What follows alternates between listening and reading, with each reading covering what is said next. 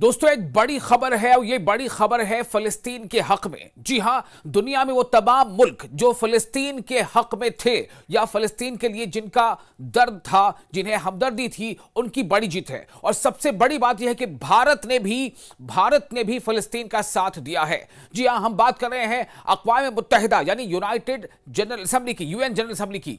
आपको बता दें कि जनरल असेंबली यूएन यानी यूनाइटेड नेशनल जनरल असेंबली ने एक न्यूयॉर्क डिक्लेरेशन में, जिसकी हिमायत में एक न्यूयॉर्क डिक्लेरेशन था, इस न्यूयॉर्क डिक्लेरेशन में ये जो बातें थी कि फिलिस्तीन को और इसराइल को दो अलग अलग जो है एक रियासत के तौर पर तस्लीम करने को लेकर के एक डिक्लेरेशन था। तो इस डिक्लेरेशन के में जब वोटिंग हुई है तो इसमें एक बहुत बड़ी बात सामने आई है। और सबसे बड़ी बात यह है कि भारत ने फिलिस्तीन के हक में वोट दिया है।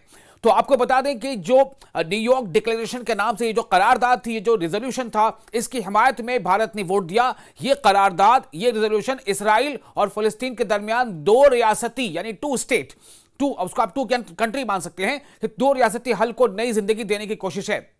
ताहम इसमें हमास का कोई किरदार नहीं होगा, ये उसमें मेंशन है। आपको बता दें कि जो खबर आई है उसके मुताबिक इस रिजोल्यूशन के पक्ष में, इसके हक में कुल 142 वोट पड़े हैं इसमें, और इसमें 10 वोट इसकी मुखालफत पड़े हैं। अब आप अंदाजा करें कि फिलिस्तीन को एक कंट्री, एक स्टेट तस्लीम करने के हक में कुल 142 वोट पड़े हैं, और इस 142 में भारत का भी नाम शामिल है। जबकि इसके खिलाफ, इसके विरोध में महज 10 वोट पड़े हैं, यानी कि सिर्फ 10 मुल्क ऐसे हैं जो इसके खिलाफ हैं। तो जिन मुल्कों ने मुखालफत की है, मैं आपको बताऊंगा, आप शायद चौंक जाएंगे कि कौन कौन सा ऐसा मुल्क है जिसने इस रिजोल्यूशन के अगेंस्ट में वोट दिया है। थोड़ा सा आप इंतजार कीजिए, आपको हम बताएंगे कि आगे कौन सा ऐसा मुल्क है। तो और साथ ही क्या है कि 12 ममालिक ऐसे हैं, यानी जो एक मुल्क एक वोट, एक देश एक वोट, ऐसे मान लीजिए। तो 12 देश ऐसे हैं जो इस रिजोल्यूशन के वक्त वोटिंग के प्रक्रिया से वो गैर हाजिर थे, वो अनुपस्थित थे, एब्सेंट थे। तो कुल इसका मतलब क्या हुआ कि 142 वोट पड़े पक्ष में कि हां, फिलिस्तीन को एक कंट्री तस्लीम किया जाए, फिलिस्तीन को एक अलग रियासत तस्लीम किया जाए। इसके हक में 142, जिसमें भारत का भी वोट है, साथ ही पाकिस्तान का तो है ही, और साथ ही आपको बता दें कि इसके अलावा 12 जो वोट हैं, वो 12 देश जो थे वो गैर हाजिर थे, वो अनुपस्थित थे, और 10 जो है उन्होंने इसके खिलाफ, यानी उन्होंने वोटिंग की, लेकिन इस रिजोल्यूशन के खिलाफ वोटिंग की। और आप चौंक नहीं जाएंगे, बल्कि आपको हम बताएं इसमें दो देश और कौन से शामिल है। इसमें जाहिर है कि एक इसराइल है और दूसरा, बिल्कुल सही, आपने शायद सही गेस किया, दूसरा अमेरिका। तो ये दो देश ऐसे हैं उन 10 देशों में से जिन्होंने इस रिजोल्यूशन के खिलाफ जाकर के वोट किया है, इसकी मुखालफत की है। अब आपको आगे बताते हैं पूरी और डिटेल्स। तो इसराइल तकरीबन 2 साल से जो यूनाइटेड नेशन के सिक्योरिटी काउंसिल है, अक़वाम मुत्तहिदा के इदारों को तनकीद का निशाना बनाता रहा है, उस पर तंज कसता रहा है और उसकी मजम्मत करता रहा है, उसे कंडेम करता रहा है 2 साल से लगभग। बहुत सारे अलग अलग एजेंसीज हैं जो यूनाइटेड नेशंस जनरल असेंबली के, यूएन के, उसको, और उन्होंने 7 अक्टूबर 2023 को हमास के हमले की मजम्मत नहीं की। लेकिन फ्रांस और सऊदी अरब की पेश करदा इस करारदाद में किसी किस्म का इबाम बाकी नहीं रहा। चूंकि इस करारदाद को, इस रिजोल्यूशन को पेश करने वाले में और कौन लोग थे, इसमें फ्रांस भी शामिल था और सऊदी अरब भी शामिल था, इसलिए इसमें कोई ऐसी जो है बात नहीं थी। और धीरे धीरे ये बहुत कम, यानी जो भी कुछ आप देख रहे हैं कि पिछले 2 सालों में जिस तरह से फिलिस्तीन पर इसराइल ने लगातार वहां हमले किए, आज भी हमले हो रहे हैं, फिलिस्तीन आज भी वहां बमबारी कर रहा है। और पता है कहां बमबारी हो रही है? उन लोगों पर, यानी जो लोग रिफ्यूजी के कैंप के तौर पर, जिनको अपने उस इलाके से, जो वॉर जोन कह सकते हैं, वहां से हट के जिनको टेंट में बसाया गया था कि आप यहां फिलहाल रहें, यहां पर आपको जो है बमबारी से आप दूर रहेंगे, उन पर बम बरसाए जा रहे हैं। और ये इसराइल कैसी बमबारी कर रहा है पता है? ये ऐसी बमबारी की जा रही है जो किसी एक बड़े से बड़े मिलिट्री बेस को तबाह करने के लिए जो है वो काफी होता है। वैसे बम इन टेंट्स पर गिराए जा रहे हैं जहां पर मजलूमीन, बेबस फिलिस्तीनी मजबूर वहां रह रहे हैं, उन पर बरसाए जा रहे हैं। ये तो फिलहाल अभी हाल है। बहरहाल हम आगे बढ़ेंगे। तो फिलिस्तीन के मसले के पुरअमन हल और 2 रियासती यानी 2 स्टेट हल, यानी कि एक इसराइल को तस्लीम किया जाए और एक फिलिस्तीन को एक कंट्री या स्टेट तस्लीम किया जाए, इस मिशन के साथ, जो 2 रियासती इसको कहते हैं, 2 स्टेट थ्योरी। तो 2 स्टेट हल के निफाज के लिए, इसको इंप्लीमेंट करने के लिए न्यूयॉर्क डिक्लेरेशन के जो उसका जो प्रेफेस था, उसमें जो बातें लिखी गई थी, उसमें कहा गया था कि हमास को तमाम यरगमालियों को आजाद करना होगा, जो उसमें टर्म एंड कंडीशन थे, और जनरल असेंबली 7 अक्टूबर को आम शहरियों पर हमास के हमलों की मजम्मत करती है। यह भी उसे मेंशन था। यानी क्या क्या बातें दर्ज थी उस रिजोल्यूशन में जिसके बाद वोटिंग हुई है, एक बहुत अहम है, यह समझना होगा हमें कि हमास जो फाइटर ग्रुप है फिलिस्तीन में, हमास को तमाम यरगमाली का मतलब हो गया जो उन्होंने बंधक बना रखे हैं, जो हॉस्टेजेस बना रखे हैं, तो उसमें यह मेंशन है कि हमास को तमाम हॉस्टेजेस को आजाद करना होगा। और जनरल असेंबली 7 अक्टूबर को आम शहरियों पर जो हमास के हमले हुए थे इसराइल में उसकी मजम्मत करती, उसको कंडेम करती, यह भी उसे मेंशन है। मजीद कहा गया, आगे कहा गया कि गजा की जंग के खात्मे और इसराइल फलस्तीन तनाजे के मुनसिफाना यानी कि जस्टिस के साथ, इंसाफ के साथ, मुनसिफाना, पुरअमन और पायदार यानी मुस्तकिल, स्टेबल, लॉन्ग रनिंग पायदार हल के लिए इज्तिमाई इकदाम नागुज़ीर है। यानी जॉइंट एफर्ट होने चाहिए जो 2 रियासती 2 स्टेट हल के मुअस्सर निफाज पर मबनी हो।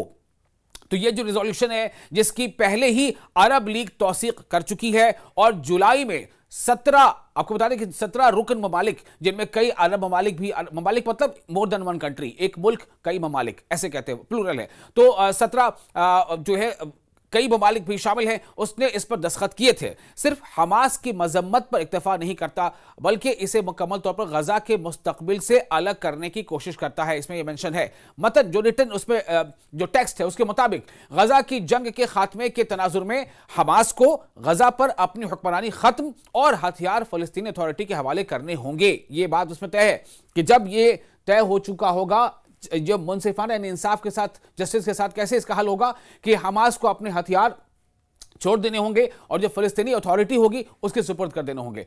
बैनुल अक़वामी यानी इंटरनेशनल शमूलियत, इंटरनेशनल जो इसमें पार्टिसिपेशन है और इसमें जो इंटरनेशनल जो एड होगा उसके ताउन के साथ, ताकि एक खुद मुख्तार और आजाद यानी कि सॉवरेन, संप्रभु, एक खुद मुख्तार और आजाद फलस्तीनी रियासत के मकसद को हासिल किया जा सके।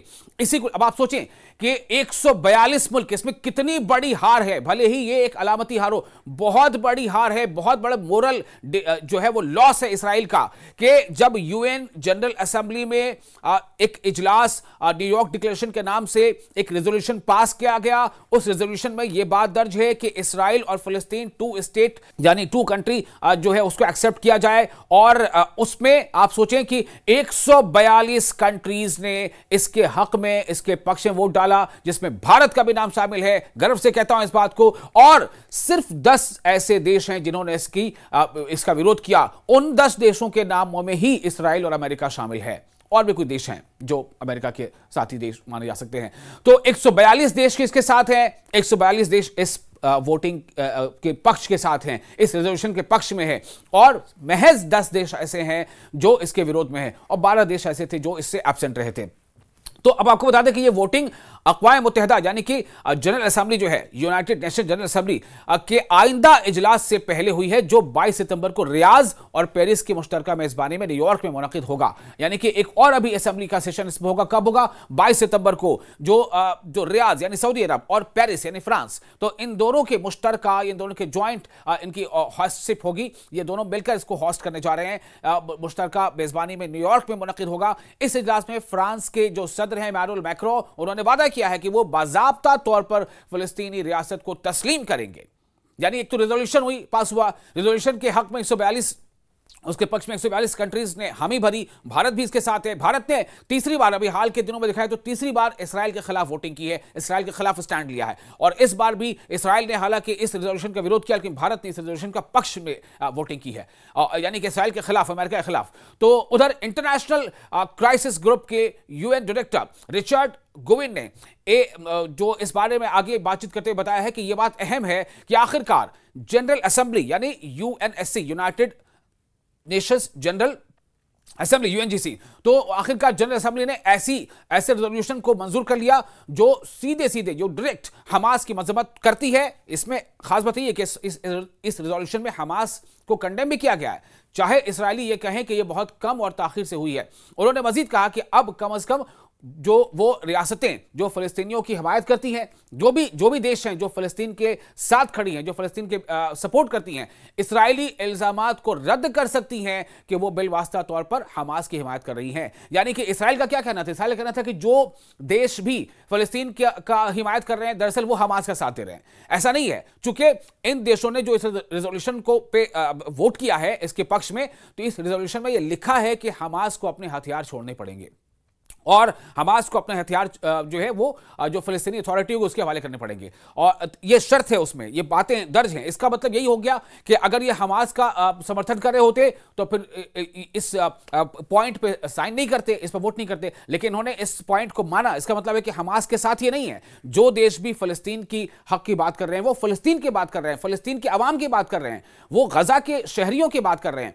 तो ये बात अब क्लियर हो गई और इसराइल को अब ये बहाना नहीं मिलेगा कि जो भी फ़लस्तीन के साथ खड़ा है या साथ आवाज लगा रहा है वो दरअसल हमास का साथ दे रहा है। ऐसा बिल्कुल नहीं है। ये इसराइल इसी चीज को लेकर के जो है वो एम्बिग्विटी पैदा करके और लोगों के बीच या दुनिया के बीच एक गलत पैगाम जो है वो दे रहा था। तो ये इसराइली तनकीद, यानी इसराइली जो इसको लेकर के बार बार कंडेम करते थे, ये इसराइली तनकीद से बचाव के लिए इन्हें एक ढाल फराहम करती है कि हम फ़लस्तीन के अवाम के साथ हैं, फ़लस्तीन के साथ हैं, गजा के शहरियों के साथ हैं, न कि हमास के साथ। और इसी शर्त के साथ फ़लस्तीन और इसराइल दो अलग अलग स्टेट्स जो है वो होने चाहिए। और इस बात पर 142 देश जिसमें भारत भी शामिल है उसने इसके पक्ष में वोट दिया। झटका लगा है बहुत बड़ा नेतन्याहू को और अमेरिका को भी जाहिर है कि सिर्फ 10 देश ऐसे हैं जिन्होंने इसका विरोध किया। उन 10 देशों में ही इसराइल और अमेरिका का नाम शामिल है। तो फ्रांस के सदर इमानुएल मैक्रोन ने फ्रांसीसी सदर के अलावा कई दीगर अन्य आलमी रहनुमाओं ने भी इस इजलास के दौरान फिलिस्तीन रियासत को तस्लीम करने के लिए, उसे अप्रूव करने के लिए कि यस हम उसे अप्रूव करते हैं, ये मानते हैं कि फिलिस्तीन एक अलग रियासत है, एक स्टेट है, एक मतलब कंट्री है, तो अलग रियासत को करने के लिए अपने इरादे का ऐलान कर चुके हैं। ये इक़दामात इसराइल पर गजा में जंग खत्म करने के लिए दबाव बढ़ाने की कोशिश समझे जा रहे हैं। तो न्यूयॉर्क डिक्लेरेशन, यही नाम था इस रेजोल्यूशन का, न्यूयॉर्क डिक्लेरेशन। तो न्यूयॉर्क डिक्लेरेशन में इस बात पर भी जोर दिया गया है कि गजा की तबाह हाल सूरत हाल में यूनाइटेड नेशन की यानी अक़वाम मुत्तहिदा की सलामती काउंसिल के मैंडेट के तहत एक आर्जी बैनुल अक़वामी, आर्जी मतलब क्या होता है, टेम्पररी, इंटरनेशनल इस्तेहकाम मिशन तैनात किया जाए ताकि फ़लस्तीनी शहरी आबादी की मदद की जा सके और सिक्योरिटी की जिम्मेदारियां फ़लस्तीनी अथॉरिटी को मुंतकिल की जा सके।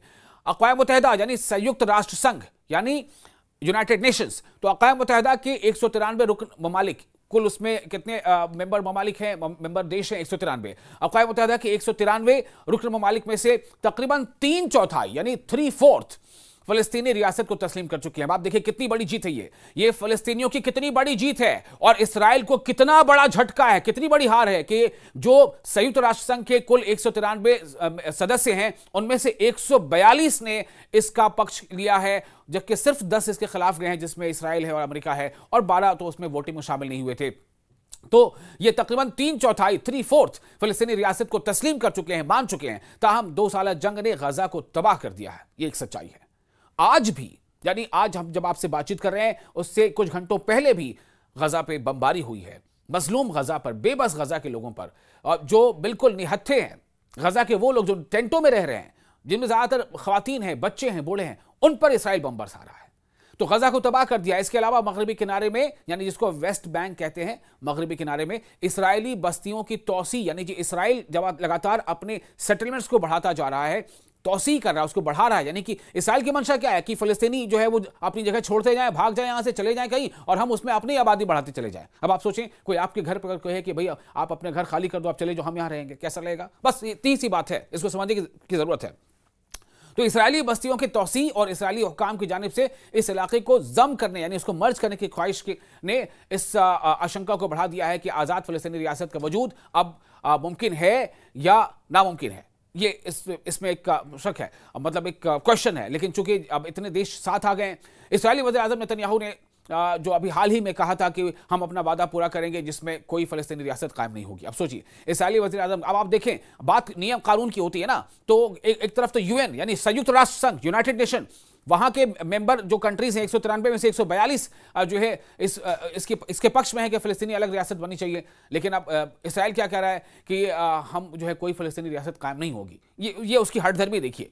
और आप भी इस पर क्या सोचते हैं, आप अपनी अपनी राय जरूर कमेंट में लिखा कीजिए। उससे हमें अंदाजा मिलता है कि जो हम ये वीडियो बनाते हैं उसमें आप किस तरह से इसको देखते हैं, समझते हैं, और आपकी क्या इसमें राय है। हमारी कोशिश ये होती है कि हम सच्चाई को आपके सामने रखें, सिर्फ इसलिए नहीं कि हमारे जो है लोग ज्यादा से ज्यादा देखें, हम कुछ भी कह दें, बिल्कुल नहीं। हमारी कोशिश होती है कि हम सच्चाई आपके सामने रखें। इसलिए आप जो है इसमें अगर आप सुन रहे हैं, आप जानते हैं, आप कोई बात कहना चाहते हैं, तो आप जरूर कमेंट बॉक्स में लिखें। तो एक तरफ तो यह है कि इसराइल कह रहा है कि कोई फिलिस्तीनी रियासत नहीं होगी, दूसरी जानिब फिलिस्तीनी सदर महमूद अब्बास के न्यूयॉर्क में होने वाले अक़वाम मुत्तहिदा के इजलास में शिरकत मशकूक है, क्योंकि अमरीकी हुक्काम ने कहा है कि वो फिलिस्तीनी सदर को वीजा जारी नहीं करेंगे। अब आप देखें, जब वीजा ही जारी नहीं होगा तो वो कैसे आ पाएंगे, यह भी एक हालत बनी हुई है। एक तरफ यहां संयुक्त राष्ट्र संघ के 193 में से 142 देश जिस तरफ खड़े हैं, दूसरी तरफ क्या है कि फिलिस्तीनी जो मौजूदा फिलिस्तीन के जो सदर हैं महमूद अब्बास जिनका नाम है, वो न्यूयॉर्क में, चूंकि ये तो अब जो 22 तारीख को होना है, वो अगली मीटिंग जो होनी है संयुक्त राष्ट्र संघ की, वो तो न्यूयॉर्क में होगी। और अमेरिका ने क्या कहा है कि हम पासपोर्ट जारी नहीं करेंगे। तो ये तो हठधर्मी है ना।